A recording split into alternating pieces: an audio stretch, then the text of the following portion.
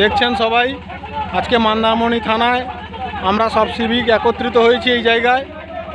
মন্দারমণি থানা আমাদের গত 7 তারিখ রাত্রে কর্মরত 2 সিভিক ডিউটি করাকালীন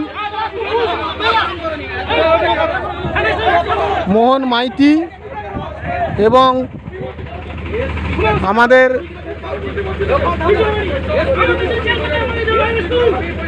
শিবশঙ্কর দলাই, এই দুজন ছেলে ডিউটি চলাকালীন সুবিমল পুষ্টি নামক এক দুষ্কৃতী কিছু লোকজন এনে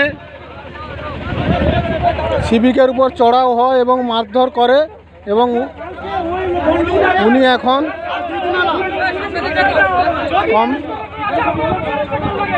হাসপাতালে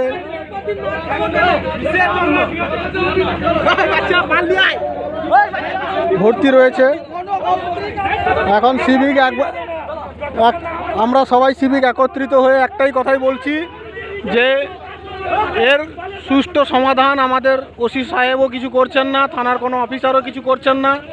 কর্মরত অবস্থায় 2 সিভিক মার খেয়েছে, মার খাওয়ার পরেও 7 তারিখ থেকে আজকে 9 তারিখ হয়ে গেল, থানার ওসি থেকে শুরু করে থানার কোনো অফিসার কোনো দায়িত্ব নিচ্ছে না এবং সঙ্গে আমাদের কনস্টেবল চন্দন দাস উনিও মার খেয়েছেন। তো আমরা চাই এর একটা সুষ্ঠু সমাধান হোক। যতক্ষণ না সুষ্ঠু সমাধান হচ্ছে আমরা থানার সামনে অনশন চালিয়ে যাব। আর